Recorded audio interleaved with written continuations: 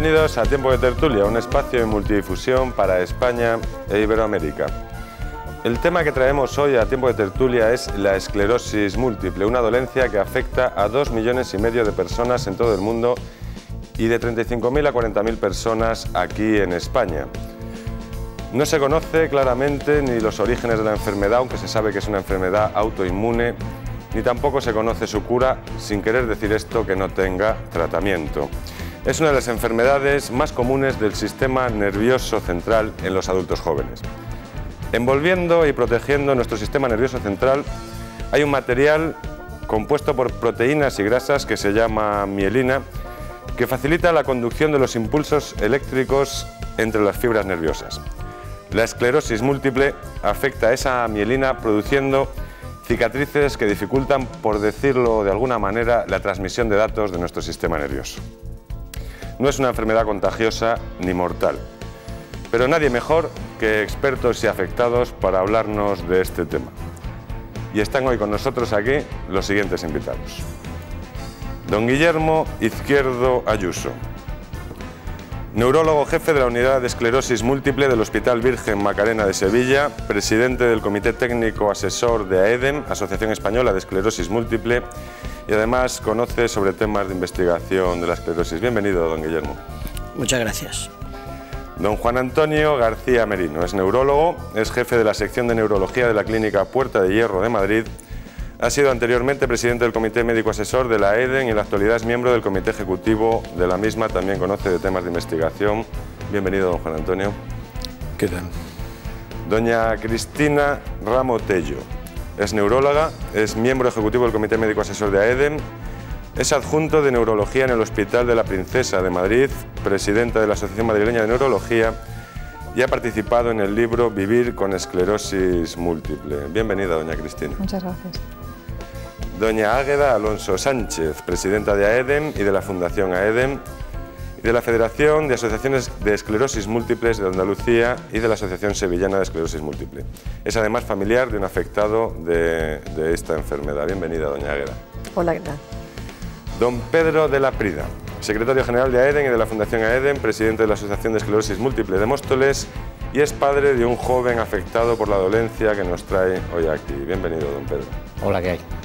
Y don Baltasar del Moral, es tesorero de AEDEM y de la Fundación AEDEM y además él es afectado de esclerosis múltiple. Bienvenido, don Baltasar. Igualmente, encantado de estar aquí.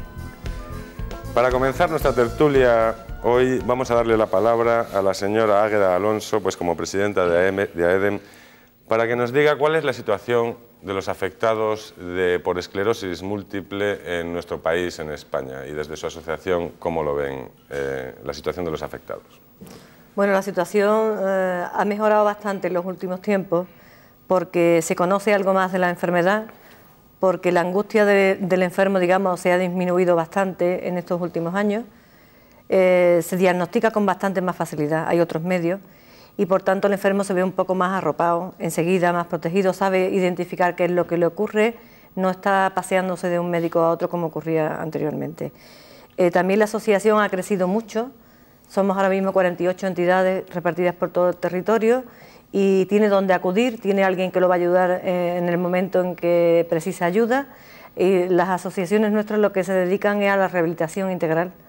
Tenemos profesionales desde neurólogos, médicos rehabilitadores, fisioterapeutas, logopedas, trabajadores sociales, en fin, un ramillete de profesionales que saben en todo momento qué deben de hacer con el enfermo cuando está recién diagnosticado y qué deben de hacer para evitar en lo posible que empeore su calidad de vida.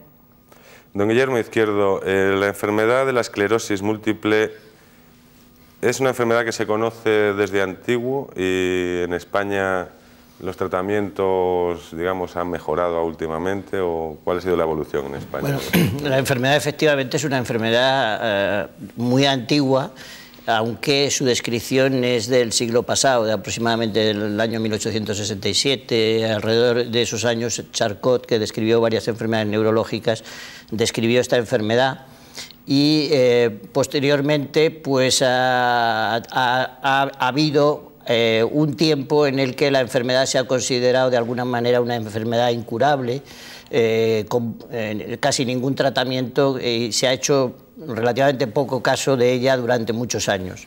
Ha sido una enfermedad además que se consideraba de países nórdicos, de países fríos, y no se prestaba mucha atención en los países mediterráneos. Toda esa situación ha cambiado a lo largo de los años 80. Los estudios epidemiológicos que se han hecho en España han demostrado que la enfermedad era muy frecuente en nuestro país, y poco a poco se ha ido viendo que muchos enfermos que estaban sin diagnosticar, que tenían todas estas molestias que son propias de la enfermedad, que son muy variadas, de las que me imagino que luego hablaremos, hacía que estos enfermos fueran de médico en médico sin diagnóstico durante muchos años. Entonces, estos enfermos se podían morir sin que se les diagnosticara la enfermedad. Entonces, eso en parte ha hecho pensar que era una enfermedad rara y ha hecho que la enfermedad de alguna manera no se le haya dado la importancia que tiene. Ahora mismo es muy fácil diagnosticar la enfermedad y da la impresión de que surgen enfermos por todas partes, pero no es así. Lo que pasa es que estamos viendo una enfermedad que siempre ha estado ahí, que la estamos descubriendo con más facilidad de lo que se hacía antes. Señor de la Prida, usted es padre de un joven que padece la enfermedad. En su experiencia personal, ¿cómo, por ejemplo, le diagnosticaron rápidamente la enfermedad a su hijo? ¿Qué situación está viviendo con su hijo? Efectivamente, como ha dicho el doctor Izquierdo, la enfermedad se la diagnosticó rápidamente, porque bueno, se diagnosticó con 12 años de edad. Entonces él tenía temblores. Entonces no es normal que un chaval de 12 años pues tenga Parkinson, por ejemplo, que puede ser lo más parecido, ¿no?, en cuanto a temblores y tal, ¿no? Entonces le hizo resonancia magnética y efectivamente pues salió de que tenía esclerosis múltiple, y a raíz de aquello pues bueno, él por desgracia tiene la peor. Me imagino que después podremos hablar, o los doctores sobre todo podrán hablar de los tipos que hay de la enfermedad. Él tiene la progresiva primaria y por lo tanto bueno, él tiene una progresión en la enfermedad bastante avanzada. Y ha cambiado, pues, evidentemente, la vida de la familia, sobre todo el núcleo más cercano, que es la madre y mi esposa y yo, evidentemente, pues ha cambiado totalmente. O sea, porque bueno, ahora tiene 20 años, camino de 21, y efectivamente, aparte de los problemas propios de una persona con esa edad, pues tiene los problemas de la enfermedad que le priva o le merma la posibilidad de hacer cosas que su mente quisiera hacer, pero su cuerpo no puede. Entonces es una lucha continua que tenemos ahí de él, de que se encuentre lo mejor posible, de que esté lo mejor posible y de que haga las cosas, bueno, pues acorde a su edad, lo más que pueda hacer, ¿no? Pero es difícil. Don Baltasar, usted padece la enfermedad. ¿Le parece importante que haya asociaciones de apoyo entre personas que tienen la esclerosis múltiple? Sí, ahora mismo las asociaciones yo creo que son importantísimas y además indispensables, porque nosotros damos en las asociaciones, yo soy el presidente de Málaga, igual que Águeda en Sevilla o Pedro aquí en Móstoles, una serie de servicios que no los da el Estado, la Seguridad Social. Lo que ha dicho Águeda, tenemos fisioterapeutas, logopedas, psicólogos. Entonces, eso es importantísimo, da una rehabilitación integral a todos los enfermos. Entonces, es importantísimo que yo siempre hago un llamamiento de que cuando tengan la enfermedad o se la diagnostiquen, rápidamente se pongan en contacto con su asociación. La asociación está absolutamente para ellos, y yo creo que tienen allí todos los servicios que necesitan. Incluso muchas tienen transporte adaptado para los que ya están en silla de ruedas. Entonces, aparte de como dice Pedro, lo importante que es el entorno familiar, que eso también es vital para los que tenemos esta enfermedad, es muy importante en las asociaciones. Y ya repito, siempre hay que hacer un llamamiento que todos los que dirigimos las asociaciones, a la gente, que vayan por favor por las asociaciones, vean lo que allí se les da y lo que podemos prestar y mejorar sobre todo la calidad de vida de todos nosotros. Oye, yo podía preguntar algo, Baltasar, Sí, te quería claro. preguntar, porque ahora que dices que cuando un paciente es diagnosticado, que le aconsejas que vaya a una asociación, yo ese problema, me imagino que vosotros también nos lo encontramos siempre, ¿no?, con los pacientes, que les aconsejas la asociación y te suelen decir que prefieren no ir de momento. Es decir, es una experiencia muy frecuente, Sí. el por qué a un paciente que está recién diagnosticado ¿Cuándo se debe de indicar al paciente que acuda a la asociación? Si pronto, cuando tiene un problema social o un problema de rehabilitación, porque yo veo que muchas veces ellos rechazan la asociación. Es algo, tienen miedo, ¿qué es lo que van a ver? No quieren ver la enfermedad. Sí, normalmente suelen recomendarse los neurólogos en los hospitales, les recomiendan la asociación, pero es muy importante el choque que tienen la primera vez que van a la asociación. Porque claro, ellos, unos están mejor, otros están peor, pero allí llegan a una asociación y lo primero que ven pues son gente en silla de ruedas, y ellos piensan que así se van a encontrar ellos, que ese es su futuro.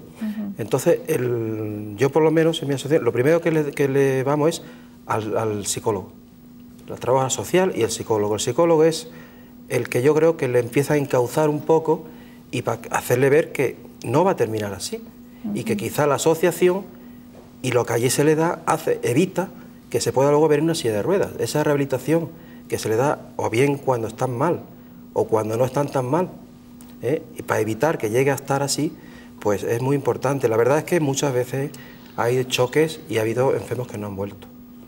Sí. Otros se han puesto a llorar, lo han tratado, han visto y después no hay quien los despegue de la asociación. Es que son casos que son muy individuales.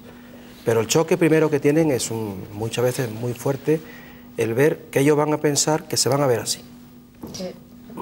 Me gustaría preguntarle a la señora Cristina Ramo, bueno, que nos explique un poco los tipos de esclerosis múltiple que hay, para que la gente, los que están oyendo, pues sepan un poco a qué atenerse cuando se habla de esta enfermedad. Pues, a ver, hay dos formas de inicio, dos tipos de iniciar la enfermedad. La más frecuente, que es con un brote. Entonces, este tipo de manifestación inicial de la enfermedad la tienen entre el 85 y el 90% de los pacientes. Empiezan con un brote. Un brote significa que se tiene un problema neurológico, que luego podemos hablar cuáles son los problemas neurológicos más frecuentes de inicio. Que se manifiesta de diferentes formas. Claro, por ejemplo, con un trastorno de la sensibilidad, o con una pérdida de fuerza, o con una pérdida de visión. Un problema neurológico que se va instaurando a lo largo de unos días, que llega a estabilizarse y que luego posteriormente va desapareciendo progresivamente, y eso es un brote. Y en esta forma de enfermedad el paciente va teniendo brotes a lo largo de los años. Y entre brote y brote puede estar perfectamente bien.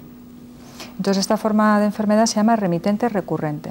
¿Qué es la que puede, por ejemplo, tener Baltasar? Por ejemplo? Exactamente, es la que tengo yo. Ajá, muy bien. ¿Qué más? Eso, entonces es una forma de inicio, o sea, un brote que desaparece normalmente sin dejar secuelas o dejando alguna secuela. Y luego otra forma de inicio es la forma primaria progresiva, que esto lo que supone es un poco lo que comentaba Pedro, que afectaba a su hijo, que es que el paciente no tiene un brote. El paciente lo que empieza es con un problema neurológico, con un deterioro neurológico progresivo. Normalmente son las piernas que se ven más afectadas. Generalmente los pacientes tienen debilidad en las piernas. Y esa debilidad pues va progresando, te va incapacitando y generalmente son formas o sea, se suelen diagnosticar un poquito tardíamente. A mí me sorprende la experiencia que ha tenido Pedro, pero cuando un brote quizá lo diagnosticas antes, pero a veces hay pacientes que cuando van perdiendo fuerza, si no se someten a una exploración adecuada, no les ve un neurólogo, pues pueden pasar por el traumatólogo, por el reumatólogo, por el rehabilitador, por la pérdida de fuerza, y hasta que no llega al neurólogo puede pasar un año, por ejemplo. Eso es bastante frecuente. Entonces son formas que, como digo, van afectando a las piernas normalmente y se va produciendo un deterioro a lo largo de los años. Pueden asociar algún brote, pero normalmente no es frecuente que tenga una asociación de brotes. Y luego se habla también de la forma secundaria progresiva. La forma secundaria progresiva no es una forma de inicio, que como digo solo hay dos, remitente recurrente o primaria progresiva, sino que la consecuencia natural de una remitente recurrente es una secundaria progresiva. Es decir, el paciente entre un brote y otro brote no está estable, va progresando. Entonces, cuando aparece esa progresión, hablamos de fase secundaria progresiva de la enfermedad, que siempre es el paso de una remitente recurrente. Previo. No sé si me he explicado. Sí, te lo he explicado bastante bien. O sea que hay tres, hablamos de tres, que son remitente recurrente, secundaria progresiva y primaria progresiva. Le decía la doctora que a Raúl se diagnosticó pronto porque fueron temblores lo que tenía.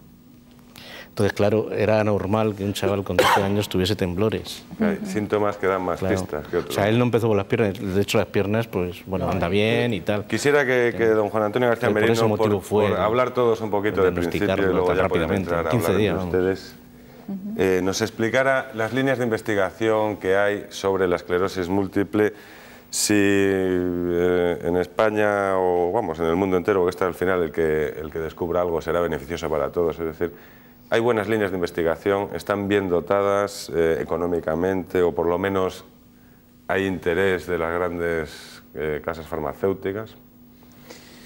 Vamos a ver, la esclerosis múltiple es una enfermedad muy compleja y la investigación que hay afecta a todos los aspectos de la enfermedad. Afecta aspectos como, por ejemplo, lo que llamamos epidemiología, es decir, cuánta esclerosis múltiple hay, quiénes la tienen, si la tienen más unas razas que otras, más unos pueblos que otros, cómo aparece, si la distribución por sexos, la evolución en unos países, es decir, eso, por ejemplo, es un área entera de investigación, hay mucha información y además muy útil, porque mucho de lo que sabemos de la enfermedad proviene precisamente de ahí. Luego hay, sobre todo, aspectos de por qué aparece la esclerosis múltiple. Y eso quizás es lo que más se ha investigado. La esclerosis múltiple es una enfermedad de naturaleza inmunológica y bueno, se ha dedicado un esfuerzo enorme en los últimos, digamos, 50 años, porque no hay que olvidar que hace ya mucho tiempo que se viene trabajando en el origen de esta enfermedad. Y sobre todo, quizá lo más atractivo, lo más interesante es la investigación sobre el tratamiento. Y en este punto es donde ha habido un cambio radical, digamos, en los últimos 7, 8 años, por una razón, porque es que por primera vez se ha visto que hay tratamientos que modifican a mejor, aunque discretamente, no son tratamientos altamente eficaces, la evolución de la enfermedad. Y esto, evidentemente, ha supuesto que la industria farmacéutica mundial se haya interesado porque había posibilidades de desarrollo de tratamientos útiles para multitud de pacientes que hasta ahora pues tenían tratamientos con eficacias, digamos, entre otras cosas discretas y a veces puestas en entredicho. Entonces, en este aspecto del tratamiento ha habido un cambio absolutamente radical. La puesta a punto de los últimos tratamientos que se llaman inmunomoduladores, fundamentalmente interferón beta, pero también otros productos como el Copaxone, han supuesto que se hayan hecho muchísimos estudios de pacientes que han aportado una cantidad enorme de información. De hecho, en los últimos años se ha avanzado espectacularmente, no solamente en el aspecto de nuevos tratamientos, que los hay, no son tratamientos absolutamente eficaces, como decía antes, pero de la mano de todos estos estudios se ha aportado una ingente cantidad de conocimiento que se refiere, por ejemplo, a la comprensión de los mecanismos de la enfermedad, de la resonancia magnética aplicada, por ejemplo, al estudio de la esclerosis múltiple, es otra área de investigación entera. Esto aporta también una enorme cantidad de información y hoy en día tenemos muchísimo conocimiento de cómo se produce la enfermedad, o sea, los porqués que dan, aunque se supone con muchísima probabilidad que es lo que ocurre, sabemos muchísimo de por qué la enfermedad se va desarrollando y sobre todo se entrevé que hay mucha posibilidad de desarrollar tratamientos en distintos puntos del proceso que conduce a la lesión cerebral. Por tanto, desde el punto de vista de la investigación en las áreas diferentes de la enfermedad hay muchísima actividad y además pasa otra cosa muy curiosa, que todos los avances que ocurren en neurociencias y en inmunología se aplican rápidamente al estudio o incluso a la posibilidad de tratar esta enfermedad. Por lo tanto, es una enfermedad con una investigación muy diligente, muy activa, muy dotada económicamente en todo el mundo. De hecho, una buena parte de la investigación se sufraga gracias a las aportaciones que hacen sociedades de esclerosis múltiple, por ejemplo, la Sociedad Americana, y en Europa hay algunas potentes como la Asociación Italiana de Esclerosis Múltiple.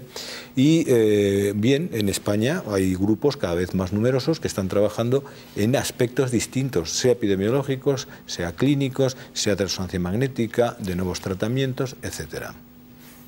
Muy bien, les recuerdo que pueden ustedes entrar a hablar ya entre ustedes si lo desean. De todas maneras, ¿se sienten ustedes en las asociaciones apoyados desde los ámbitos de la administración pública en España o esto es una lucha de la sociedad civil privada, mayormente? Nos sentimos muy poco apoyados. Muy poco. No es que no exista el apoyo, existe, faltaría más que no existiera. Pero no se dan cuenta de la obligación que tienen con estos enfermos. Tenemos que estar continuamente reivindicando unos derechos que nos corresponden desde nacimiento por ley. Entonces no tiene lógica que cada año la lucha sea desde que salen las convocatorias de subvenciones, porque cada año se lleva una moda diferente. Este año se lleva la moda del voluntariado y vamos a apoyar la creación de empleo. Pero mire usted, yo no quiero emplear a nadie, yo quiero darles rehabilitación integral, pues eso no se subvenciona.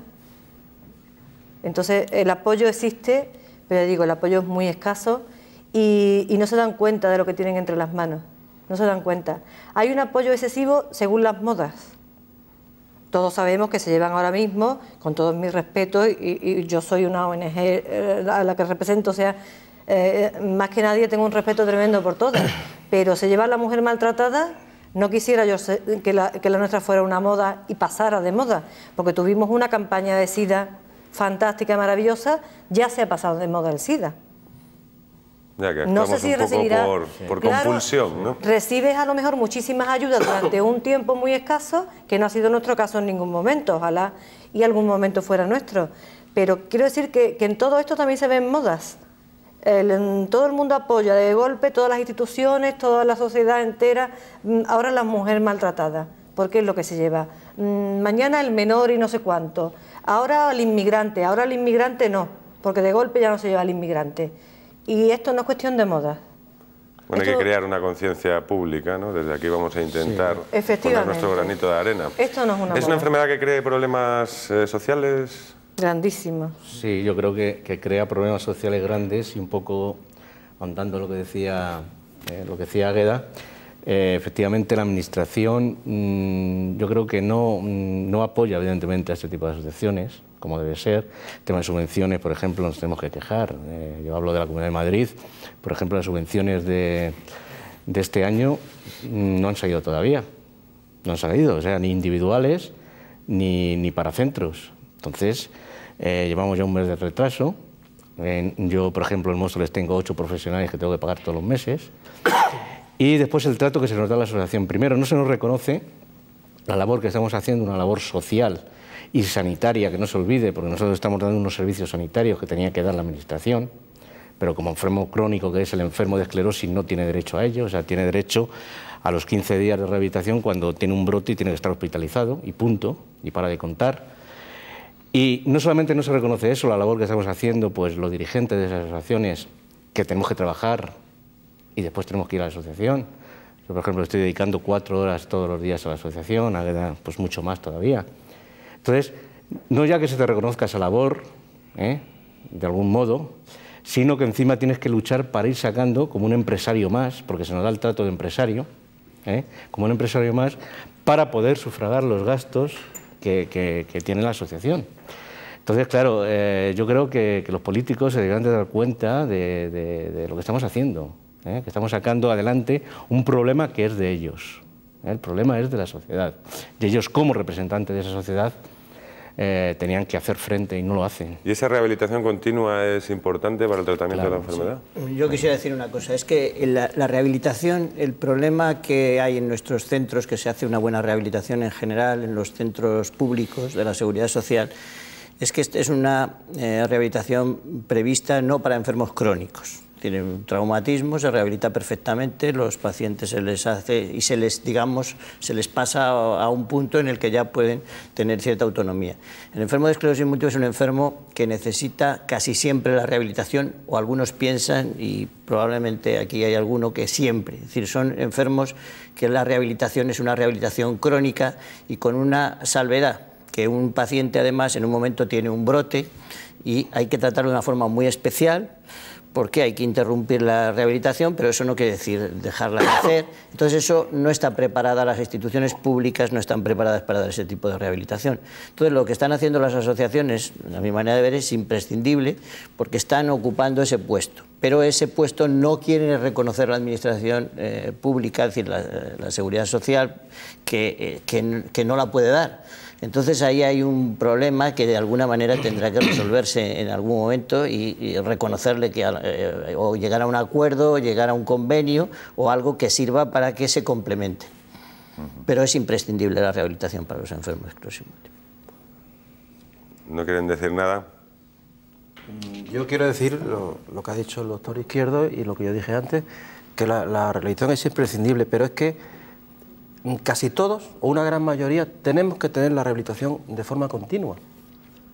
Yo, por ejemplo, tengo la de brote, ahora he salido de uno, ayer terminé en el hospital de día los sueros y he interrumpido mi rehabilitación, pero ahora hay que seguir otra vez. Pero yo tengo que tener rehabilitación, igual que mucha gente, para prevenir y ponerle un poco la barrera a esta enfermedad, porque no olvidemos que esto es degenerativo. Entonces, lentamente esto va para atrás. ¿Qué hace la rehabilitación? Lo que he dicho, a los que están mal, ayudarles, pero a los que estamos mejor, prevenirnos para el futuro. Entonces, quiero decir eso, que es totalmente imprescindible. Y en lo que decían mis compañeros de las asociaciones, hacemos verdaderas filigranas para poder cubrir los presupuestos, porque con el tema de las administraciones, tanto autonómicas y todo, estamos abandonados de las manos de Dios, vamos, porque los presupuestos que tenemos, pues yo calculo que de un 25 a un 30% es las subvenciones que tenemos. Y lo que dice Pedro, unas han salido ya, otras no han salido, pero de las que han salido a lo mejor no nos dan ese dinero hasta el mes de octubre, o noviembre, o septiembre. Y hay una serie de personas trabajando, que son padres de familia, muchos, y tienen su sueldo, tenemos nuestros seguros sociales, nuestras pagas extraordinarias, y el dinero tenemos que tenerlo, pues muchas veces casi como mendigarlo por ahí.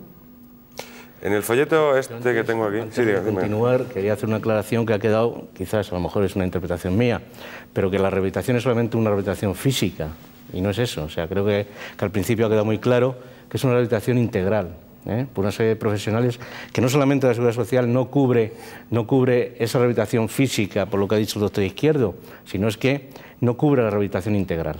O sea, hay muy pocos centros en España por parte de la Administración que cubra la rehabilitación integral, que cubra al psicólogo, que cubra al logopeda, terapeuta ocupacional, etc. Estos enfermos necesitan un abanico amplio, en la mayoría de ellos. Por ejemplo, yo hablo de mi hijo necesita logopeda. ¿Por qué? Porque habla mal, tiene problemas de habla. Necesita terapeuta ocupacional, ¿para qué? Pues para que le enseñe a cortar un filete, porque ahora tiene problemas para cortar un filete. El otro día lo cortó y para él era, bueno, pues una gran alegría porque llevaba años sin poder cortar un filete. Y eso lo tiene que hacer un especialista, o enseñarle a abrocharse un zapato o un botón, o sea, y eso no lo tiene la Seguridad Social, y eso que quede claro. O sea, que no solamente la rehabilitación física, sino integral. Que estaba comentando que en el folleto este que tengo de Nuestra única vía eres tú, de la Asociación Española de Esclerosis Múltiple, ponen de relieve que esta es una enfermedad que puede afectar a cualquiera y que no hay prevención alguna contra ella. ¿Esto es así? Es decir, no hay ninguna prevención que se pueda... algo que se pueda hacer para no tener esclerosis múltiple. No. No. No. Sí, radicalmente no. Con lo cual, cualquier político que no esté viendo, que se apunte el tanto, porque él mismo puede ser, ¿no? No, lo que ocurre es que... Cualquiera. Pues todo el mundo puede tener, pero como todo hay que matizarlo. Es decir, la enfermedad tiene una distribución de mayor frecuencia. Es muy raro que la gente más allá de 60 años tenga esclerosis múltiple o por debajo de 10. De todas maneras, siempre hay excepciones. Evidentemente, la enfermedad afecta a mucha más gente de la que nos creíamos, porque a medida que se van refinando las técnicas de diagnóstico se ve que hay más esclerosis múltiple de lo que uno se imaginaba y que incluso gente pues, que llega casi a la edad de la jubilación puede estar afectada de esclerosis múltiple. Lo que ocurre, y lo de la prevención es una cuestión importante, yo creo que también habría que matizar aquí y hacer un pequeño comentario con respecto a la rehabilitación. Lo de la prevención es una historia importantísima, pero digamos... Es imposible en este momento, yo qué sé, por gente que puede tener a lo mejor familiares, afectos de esclerosis múltiple y piensan que se pueden tener ellos la enfermedad, hacer algo para prevenirlo. En este momento no hay ninguna prevención y eso es una cosa que no tiene en este momento consideración. Lo que ocurre es que hay otro aspecto más importante de lo que sí que se habla hoy, y es la posibilidad de prevenir una evolución peor o mejor o según de la enfermedad haciendo algo. Y en este momento empieza a haber ya bastante información de que es bastante posible en etapas precoces mejorar bastante, no prevenir, porque esto es una palabra incorrecta, pero sí evitar en una cierta medida que la enfermedad sea tan como ha sido hasta ahora. Y con respecto a la rehabilitación, quería comentar algo que quizá debe de quedar un poco claro. Yo creo que la rehabilitación es fundamental, como se ha dicho, porque mejora muchos aspectos, fundamentalmente la calidad de vida de la gente, una rehabilitación dirigida no solamente a los aspectos físicos, como se ha comentado, sino en general, y desde luego mantiene a la gente mucho más activa y mucho más útil para sí mismos y para los demás, porque evita que, además de los problemas que ha creado la propia enfermedad, se sumen los problemas de la inactividad, del desuso, etc. Lo que ocurre es que no por hacer rehabilitación uno consigue que la enfermedad vaya de otra manera.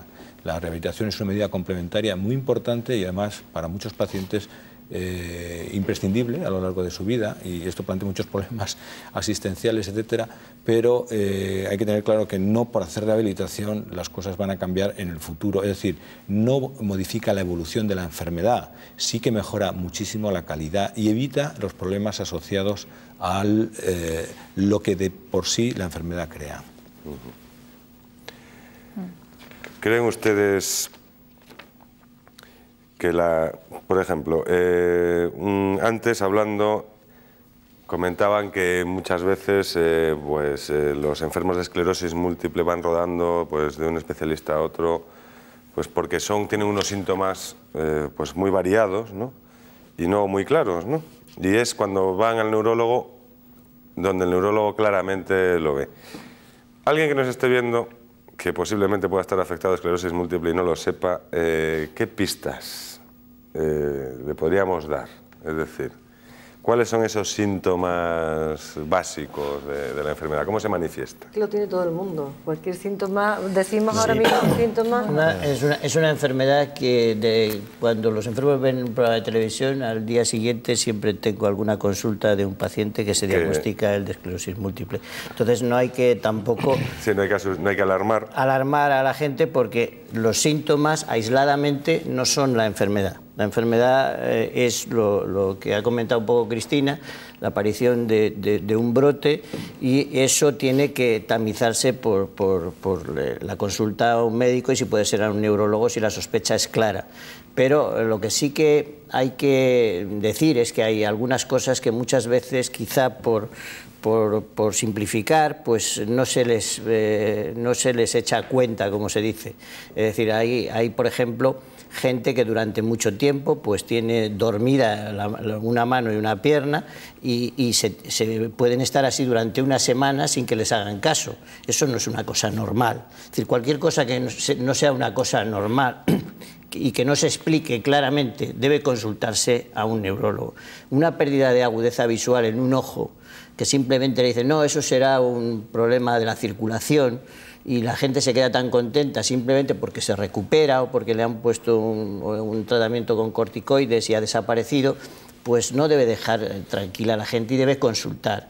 La pérdida de fuerza, por supuesto, es un síntoma que puede ser un síntoma, que es casi siempre un síntoma de alarma, pero muchas veces se confunde con un problema vascular, aunque las edades a las que afectan los problemas vasculares son más altas que las que afectan a los enfermos de esclerosis múltiple.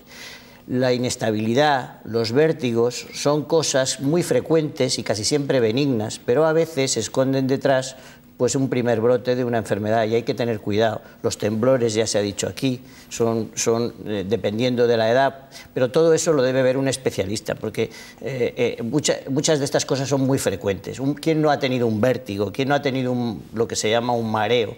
Eso es una cosa muy frecuente. pero dependiendo de la edad, la persistencia del cuadro, el acompañamiento con otras cosas, por ejemplo, una visión doble persistente es una cosa extraña y algo que hace pensar que es un enfermo que debe ver un neurólogo inmediatamente. Todas estas cosas, en cuanto haya la duda, lo prudente es consultar y que sean visto en un plazo razonable, porque si no, muchas veces también lo que ocurre es que estos enfermos, al recuperarse, y es muy típico de esta enfermedad, ese síntoma incluso se les olvida hasta a los propios enfermos. Entonces dejan de darle importancia, el diagnóstico no se hace, pero la enfermedad está ahí ya, y lo que ha dicho el doctor García Merino es importantísimo. Si en un momento determinado, y parece que estamos llegando a ese momento determinado, el tratar a ese enfermo inmediatamente va a cambiar el futuro de ese enfermo, eso es un problema ya casi de sanidad pública. Es decir, que esos enfermos habría que detectarlos lo antes posible. Y eso nos tiene que hacer reflexionar un poco. O sea, la detección precoz de la enfermedad puede afectar de una forma importante en el desarrollo. Todavía no tenemos datos concluyentes, pero todo hace pensar que los tratamientos precoces pueden influir en el desarrollo posterior a largo plazo. Estamos hablando de una enfermedad que va a evolucionar durante muchísimos años. Los enfermos empiezan muy pronto y tienen una esperanza de vida próxima a la de la población general.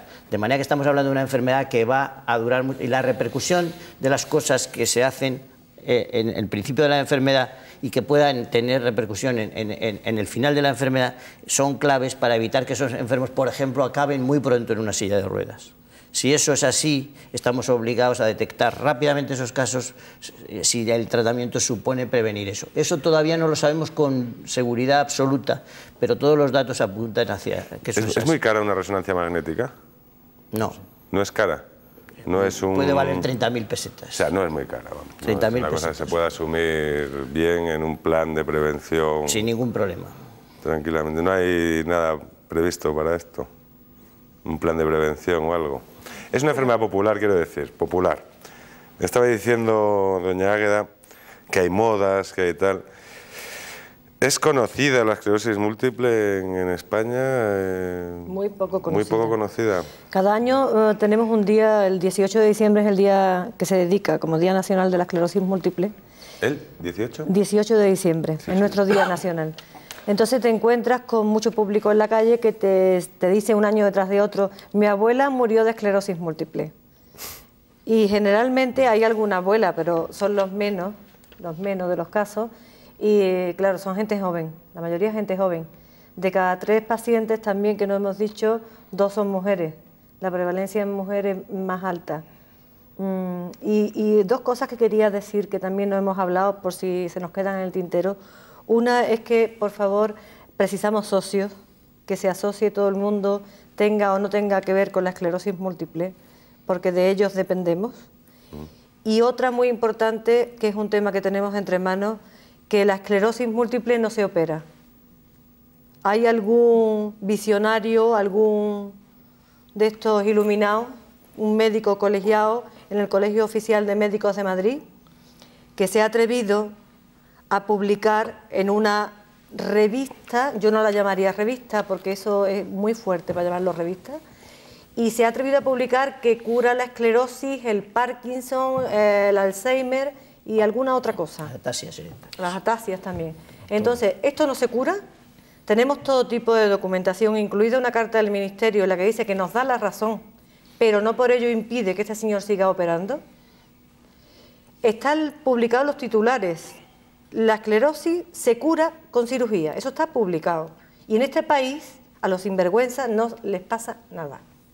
Y este señor no tiene otra definición, es un sinvergüenza. Le hemos pedido a la ministra que pare todo el tema, llevamos 2 años detrás de esto y tenemos que aguantar insultos continuos diciéndonos que somos personas interesadas en que no se cure, cuando nosotros mismos somos enfermos y familiares directos de enfermos. Y es muy fuerte que la administración no ponga de una vez una barrera y una ley firme para estos sinvergüenzas. Yo quisiera decir que la responsabilidad del Ministerio en esto es muy grande. Toda esta información sale en una revista que está muy bien impresa desde el punto de vista de calidad, que leen los enfermos y que son enfermos desesperados. Aquí tenemos el padre de un hijo... Mi hijo me la ha llevado. a casa. Que claro, que encuentra una cosa así, dice, pero papá, si la esclerosis múltiple se cura, aquí lo dice en este papel. Bueno, ese papel es una revista que circula y que se vende libremente en los kioscos y que el Ministerio de Sanidad, al parecer, no puede hacer nada contra eso. Yo me resisto a creer que eso sea posible. Yo me resisto a creer que un Ministerio de Sanidad no pueda, si eso es mentira, cerrar esa revista o tirarle de las orejas al que sea. Y si es verdad, pues que lo pague la Seguridad Social. Porque lo que no tiene sentido es que las cosas estén en este estado. Los enfermos se te alborotan, porque llegan y se están tratando enfermos de esta operación, haciendo verdaderas aberraciones sin ningún sentido común. Y además todo el mundo entiende que no se puede curar con la misma técnica operaciones que no tienen nada que ver. Pero a pesar de todo se está haciendo con el beneplácito, insisto, del Ministerio de Sanidad, que tiene una responsabilidad, desde mi punto de vista, aterradora.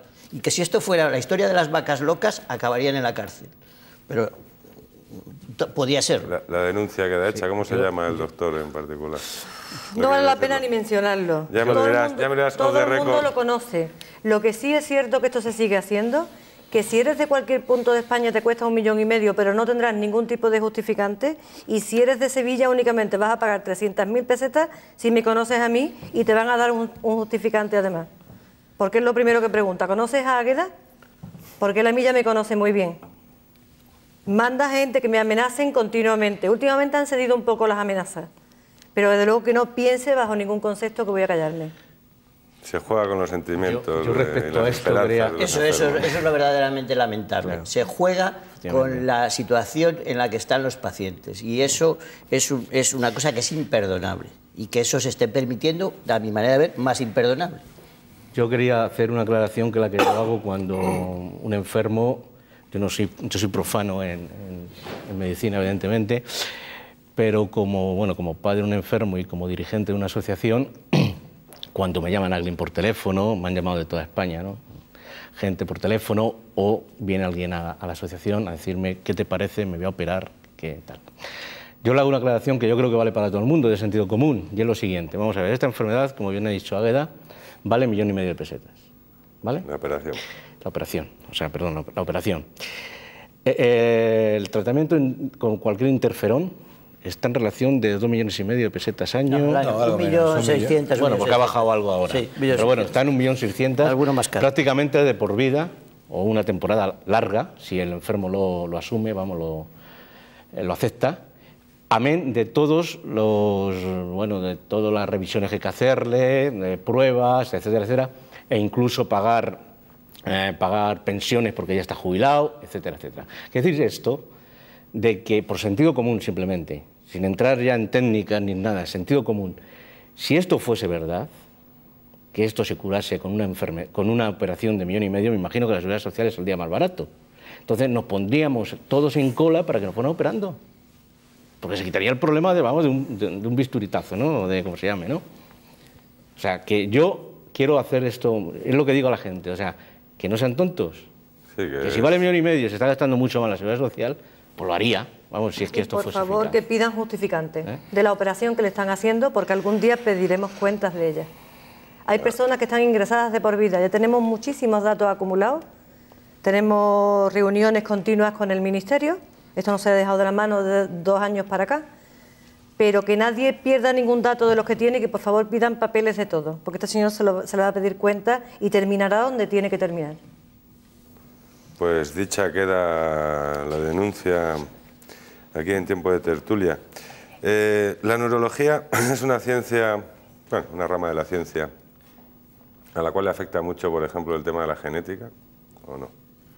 Digo, por hablar un poco de... La esclerosis múltiple, la neurología en general, muchísimo. Y la esclerosis múltiple en particular también.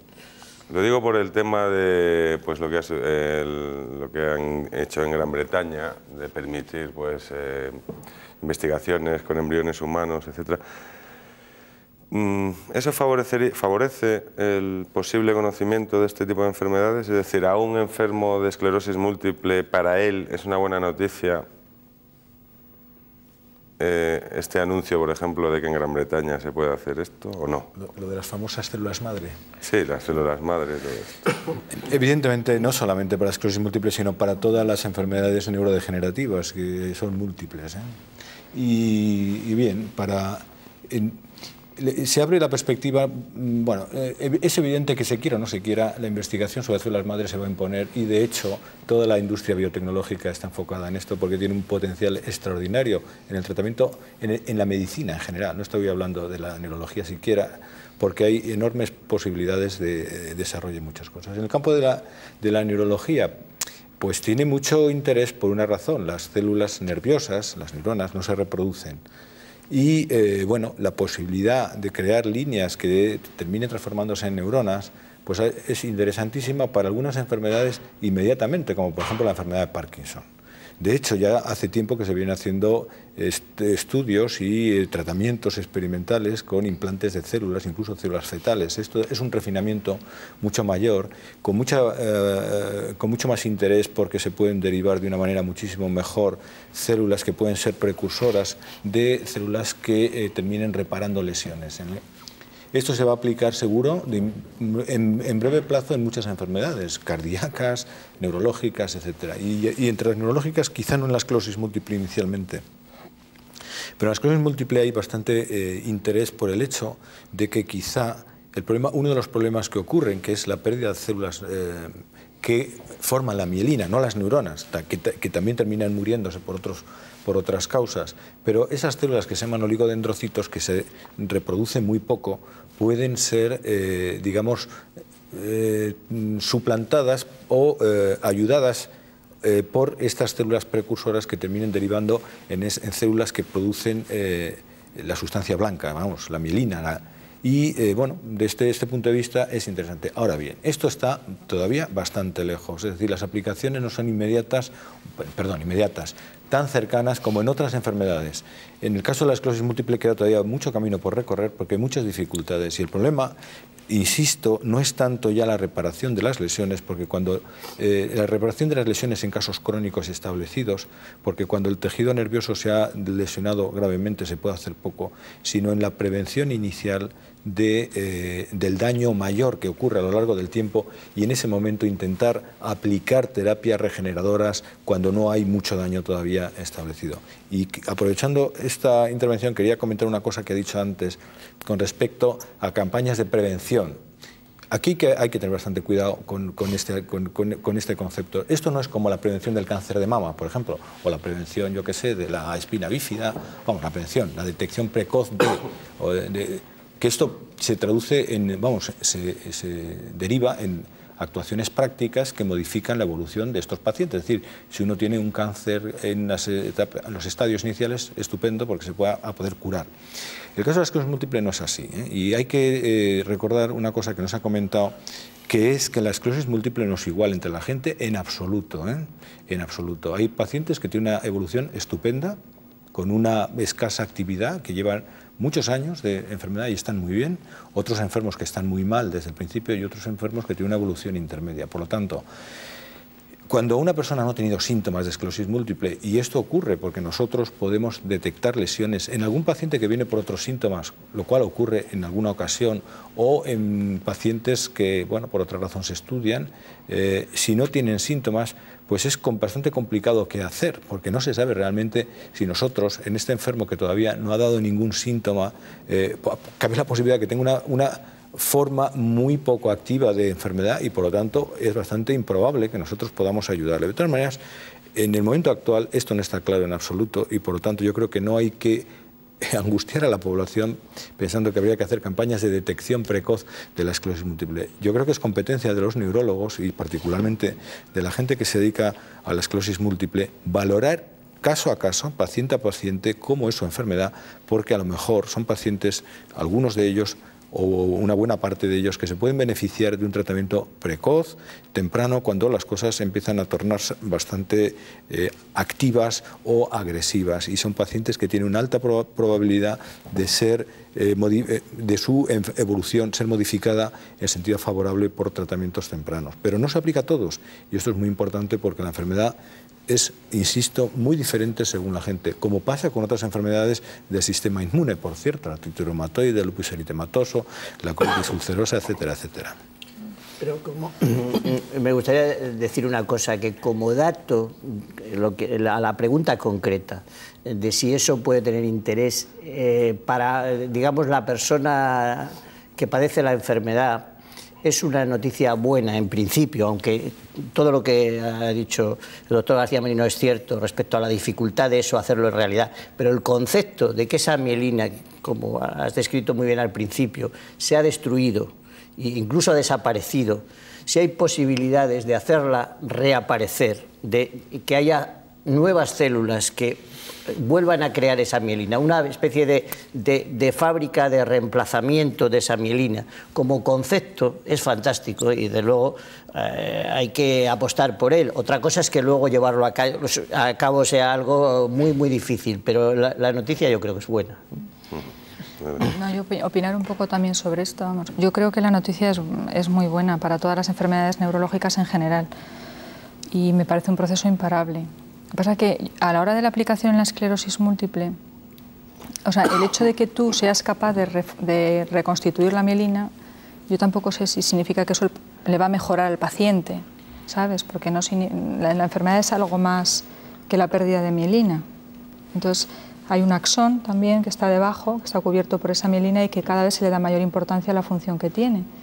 Entonces, el hecho de poner mielina, de poder reconstituir la mielina, no significa que el paciente necesariamente vaya a mejorar. Luego, problemas de aplicación yo los veo muy difíciles, porque ¿por qué sistema lo introduce? O sea, ¿cómo llegaría la mielina que tú vas a proporcionar a ese paciente a todas las lesiones que son multifocales dentro del cerebro y de la médula? Y luego, claro, suponemos que todo funciona, o sea, que por ejemplo lo introduces a través de líquido cefalorraquídeo, remielinizas y el paciente mejora, pero se va a volver a producir la enfermedad, porque va a continuar. Sí, no conocemos el... Entonces está muy bien, pero la verdad es que luego la enfermedad continúa. Claro, si luego pudiéramos volver otra vez a mielinizar y otra vez mejorar la función, bueno, pues podría ser un proceso repetitivo que a lo mejor, pues si funciona sería fantástico, ¿no? Pero... Las cosas de Palacio van despacio, ¿no? Quería preguntarle, bueno, decirle a doña Águeda Alonso, en fin, las asociaciones de esclerosis múltiple reciben el apoyo de altas personalidades, como por ejemplo la infanta doña Elena, que es presidenta de AEDM, o la duquesa de Alba, que es presidenta de honor de la Comisión Ejecutiva Nacional de AEDM y de la Federación de Asociaciones de Andalucía. ¿Qué actividades realizan ustedes para intentar conseguir ese apoyo, bueno, social en principio y después económico tan importante que necesitan sus asociaciones? ¿Qué tipo de actividades? Hacemos actividades pues, como cenas benéficas, desfiles, conciertos, todo lo que podemos hacer, que no es todo lo que quisiéramos. Lo que ocurre es que no es fácil tampoco organizar eventos de este tipo. La duquesa nos ayuda muchísimo. Desde que empezamos, yo creo que gran parte del conocimiento que tiene la población ahora mismo de la esclerosis múltiple la debemos a su imagen. Ella nos ha cedido su imagen gratuitamente, además de que nos ayude económicamente. Y es algo que tenemos que agradecer. Se ha volcado con todo el mundo, principalmente, por supuesto, con Andalucía, porque para ella es su tierra. Y en Andalucía particularmente tenemos mucho más que agradecerle que el resto de España. En la casuística de esclerosis múltiple, bueno, se dice que hay más mujeres que hombres, etcétera. Norte-sur no hay diferencias, da igual. ¿Dentro de España? Dentro de España, sí. No. No, en España no hay ese gradiente norte-sur que se dice que hay en otros sitios y que es un gradiente un poco, digamos, antiguo, por decirlo de alguna manera, aunque hay datos en que en países como Estados Unidos efectivamente hay más enfermos en el norte que en el sur, pero eso muchas veces depende también de problemas raciales. Todo el mundo, la gente se distribuye de manera según su procedencia, entonces la gente, pues los escoceses tendían a vivir en el norte, mientras que la gente de otras zonas, los latinos, viven en el sur. Es decir, hay unas implicaciones genéticas que también están influyendo las epidemiológicas. Lo que está claro es que en los estudios hechos en España ese gradiente no hay. Tampoco existe ese gradiente en otros países. Incluso en Italia hay un gradiente invertido hasta cierto punto, porque hay más en el sur que en el norte. En Alemania pasa un poco igual. En Francia tampoco existe ese gradiente. O sea, es un tema que está en estudio, que sigue siendo interesante, pero que no es un tema tan claro como parecía antes. Como tampoco es claro el hecho de que una especie de epidemias o de focos, que en algunos momentos se han dicho que ha habido en las Islas Faroes, son datos que yo creo que son más la anécdota de la investigación hasta que haya datos muy concretos. Lo que sí que parece, y eso es un dato importante, es que hay una tendencia, digamos, genética, no porque la enfermedad sea hereditaria, que no es una enfermedad hereditaria en sí, pero sí hay una propensión particular porque probablemente haya una serie de genes que están influyendo en que una enfermedad se desarrolle en unas personas sí y en otras no. Y hay estudios en familias, sobre todo en gemelos univitelinos, es decir, gemelos idénticos, que demuestran que la esclerosis múltiple, si un paciente tiene una esclerosis múltiple, el gemelo tiene 1/3 de posibilidades de tenerla, es decir, un 33%. Y si además a ese gemelo le haces una resonancia magnética, eso es de un 50%. Entonces, a medida que uno se separa de la identidad genética, eso va desapareciendo. Y los hermanos tienen una predisposición mayor, pero si se incorpora un adoptado, ese hermano adoptado no tiene más predisposición, más riesgo de padecer la enfermedad que la de la población general. De manera que la genética está influyendo en la predisposición. Lo que está ocurriendo en muchísimas otras enfermedades, no solo es en la esclerosis múltiple, ocurre en la hipertensión, en la diabetes, en muchísimas enfermedades. Entonces, eso es un dato que, bien utilizado desde el punto de vista científico y analítico, es lo que está permitiendo hacer descubrimientos en inmunología y para saber un poco dónde pueden estar las causas de la enfermedad. Cuando se diagnostique la esclerosis múltiple, ¿qué aconsejan desde las asociaciones, más bien? Si comunicárselo pues, a los familiares, de comunicarlo en el trabajo, no comunicarlo. ¿Qué aconsejan ustedes? Yo siempre digo que no hay que ponerse un cartel que diga tengo esclerosis múltiple. Hay que ocultarlo completamente en el trabajo, por supuesto, si tienes trabajo, porque la empresa no quiere un enfermo de esclerosis trabajando para ellos. Si te preguntan, como en el caso me preguntaron hace muy poco, un chaval joven, estoy saliendo con una chica, ¿le cuento que tengo esclerosis múltiple? No. Porque no te quiere. Yo ahí no opino lo mismo. Sí, pero te explico por qué. Tú no quieres a una persona, no tienes ningún lazo de unión con ella y no le vas a dar ni siquiera la oportunidad de conocerlo. Conócelo. Conócelo a fondo y cuando de verdad lo conozcas, entonces cuéntale que tienes esclerosis antes de llegar a nada. Pero primero que te conozca bien. Es que había que empezar por un tema que es muy importante, sobre cómo se informa al interesado. Y aquí ha habido una discusión desde hace mucho tiempo, una discusión que había gente con sus argumentos sobre no informar excesivamente y sobre informar en detalle, ¿no? Entonces esto es un problema, o sea, lo del diagnóstico y lo de la información empieza ahí. Entonces, hay puntos de vista. Yo creo que hoy en día los argumentos a favor de no informar o informar paternalmente, ocultando parte de la verdad, se desmoronan por muchas razones. Porque es que, en primer lugar, en mi opinión, porque la primera persona que tiene derecho a saber lo que le pasa es el interesado. Y yo creo que es una actitud errónea ocultar datos. En segundo lugar, porque es que estamos en una época en la que no hay ya alguna cosa que hacer, es que hay muchas. Y por lo tanto, no se le puede desinformar a una persona, independientemente de las consideraciones que no tenemos ningún derecho a nosotros a privar de la información la información propia de una persona, porque naturalmente puede tener que hacer planes de vida y organizarse según ese diagnóstico o no, sino que además es que hay que hacer cosas prácticas. Entonces, a mí me parece un gran error y nos lo encontramos a menudo con pacientes que les han estado ocultando o sus médicos o sus familiares la enfermedad, porque es que hay tal cantidad de cosas que hacer, particularmente tratamientos, que obligan necesariamente a conocer cuál es el diagnóstico, que esta actitud, en mi opinión, tiene bastante poco sentido. Yo creo que no hay que...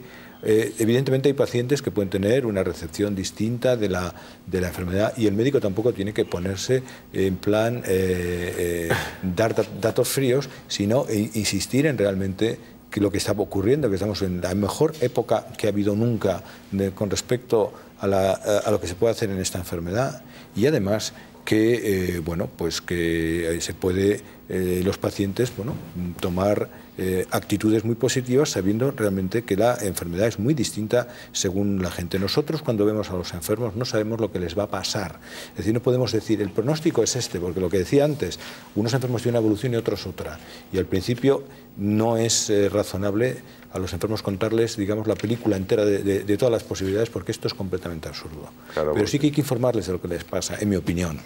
Y con respecto luego a lo de los familiares, yo creo que con respecto a las parejas, etcétera, me parece que no se debe ocultar lo que la gente tiene. Parejas, me refiero. Las parejas estables o inestables.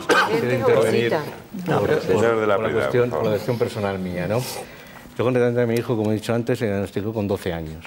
12 años. Yo puedo decir, la experiencia, no se le dijo lo que tenía, evidentemente, con 12 años. El año hasta que se lo dijimos, lo pasamos fatal, su madre y yo, fatal. Pero es que es curioso, el cuerpo es sabio, y creo que los doctores aquí me podrán decir que es así. Me acuerdo de que se iba de viaje de fin de curso y se iba a los Pirineos. Entonces hablamos con los profesores, con el psicólogo del colegio, nos dijo que no nos preocupásemos, que ayudarían al niño en todo, que el niño tenía que ir, tenía que estar integrado, etcétera, etcétera. Entonces me acuerdo que fue 2 o 3 días antes de ese viaje de fin de curso, le cogimos su madre y yo con sus hermanos y se lo contamos. Bueno, pues él nos explicó todo lo que era, porque era lo que sentía en su cuerpo, o sea, que nos dejó con la boca abierta porque prácticamente nos explicó lo que era la enfermedad. Con esto quiero decir que no se puede tapar, o sea, al final eso canta. Claro. Y con respecto a las parejas, evidentemente, con respecto al trabajo, con respecto a otras muchas cosas, yo diría que yo creo que hay que decirlo, y yo creo que ahí las asociaciones tenemos un campo también que trabajamos con la familia, o sea, no es una asociación de enfermos, sino también de familia.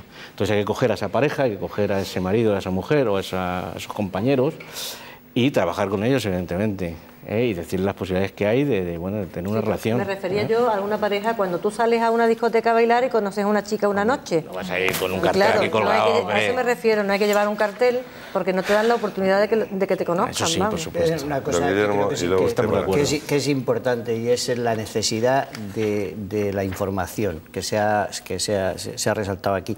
Y a veces los médicos no tenemos tiempo.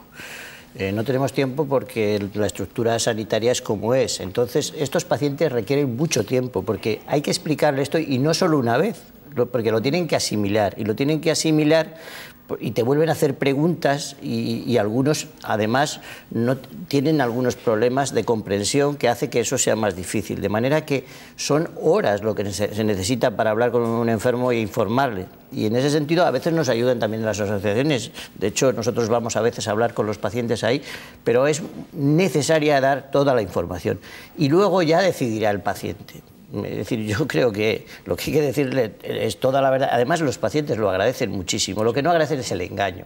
Si tú les tienes engañados pretendiendo que le estás haciendo un favor, si él ha decidido que lo que él quiere saber es la verdad, cuanto antes se la diga, ya lo va a tardar en asimilar, pero es mejor.